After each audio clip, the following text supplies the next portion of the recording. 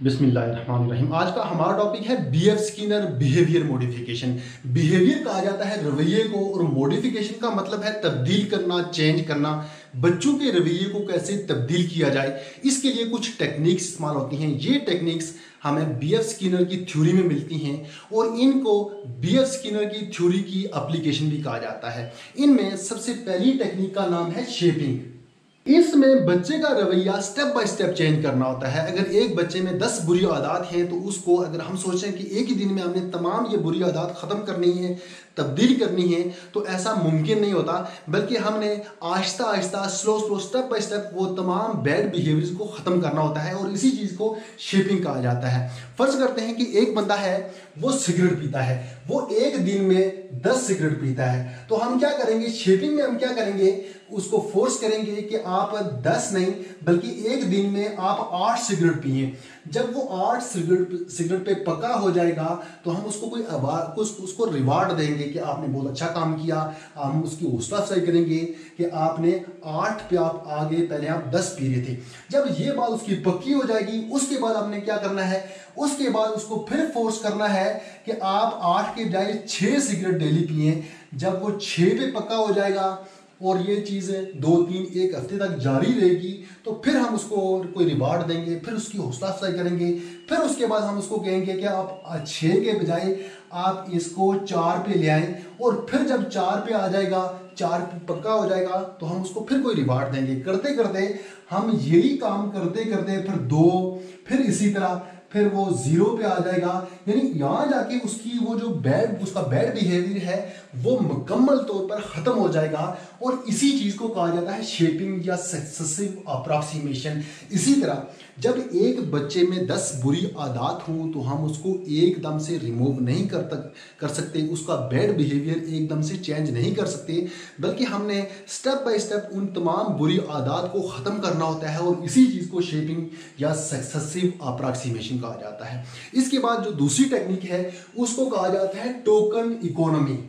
इसमें बच्चे का बिहेवियर चेंज करने के लिए उसको रिवार्ड दिया जाता है। एक लंबे अरसे बाद उसको रिवार्ड दिया जाता है।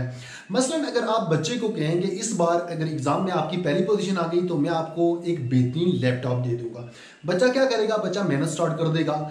बच्चा 2 दिन, 3 दिन या 1 हफ्ता मेहनत करता रहेगा। उसके बाद सोचेगा कि एग्ज़ाम तो बहुत दूर है, अभी पूरी साल है, मैं मेहनत नहीं कर सकता। जब पेपर होंगे, जब एग्ज़ाम होगा, तो उस वक्त मैं देख लूँगा, उस वक्त मेहनत कर लूँगा।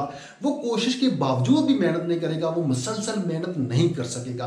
तो इसके लिए जो टेक्निक इस्तेमाल होती है, उसको कहा जाता है टोकन इकोनॉमी। टोकन इकोनॉमी में क्या होता है, आप बच्चों को कहते हैं कि उसका डेली बेसिस पे होमवर्क चेक करते हैं, और उसको कहा जाता है कि अगर आपका होमवर्क अच्छा हुआ, जिस दिन आपका होमवर्क बहुत अच्छा हुआ, तो मैं आपको दूंगा 1 स्टार। और जब आपके पास 10 स्टार हो जाएंगे, तो मैं आपको दूंगा 1 मून स्टार। जब 10 स्टार हो जाएंगे, तो उसके बाद आपको मिलेगा 1 मून स्टार। इसका मतलब यह है कि वो एक दिन काम करेगा, बहुत अच्छा होमवर्क करेगा, उसको 1 स्टार मिलेगा। दूसरे दिन काम करेगा, बहुत अच्छा काम करेगा, फिर 1 और स्टार मिलेगा। करते करते जब 10 दिन मुसलसल अच्छा काम करेगा, तो उसको 1 मून स्टार मिलेगा। फिर आप उसे कहते हैं कि जब आपके पास 10 मून स्टार हो गए, तो मैं आपको एक बेहतरीन लैपटॉप लेके दे दूंगा। वो क्या करेगा, वो रोजाना अच्छा काम करेगा और रोजाना ये स्टार लेने की कोशिश करेगा। जब उसके पास 1 मून स्टार हो जाएगा 10 दिनों बाद, वो कहेगा कि मेरे पास 1 तो हो गया, मेरे पास 9 मून स्टार बाकी रह गए हैं। तो ये असल में आपने 100 दिनों का काम बच्चे को दे दिया। कैसे कि वो 10 दिन काम करेगा, 1 मून स्टार मिलेगा, 20 दिन काम करेगा, 2 मून स्टार मिलेंगे। यानी 100 दिन काम करेगा, तो उसके पास 10 मून स्टार हो जाएंगे। और जब 10 मून स्टार हो जाएंगे, तो उसको मिलेगा एक लैपटॉप मिल जाएगा। और इसके लिए वो मुसलसल मेहनत करेगा, वो पूरी साल मेहनत करता रहेगा। इस टेक्निक को कहा जाता है टोकन इकोनॉमी। बच्चे का बिहेवियर चेंज करने के लिए ये एक बेहतरीन टेक्निक है।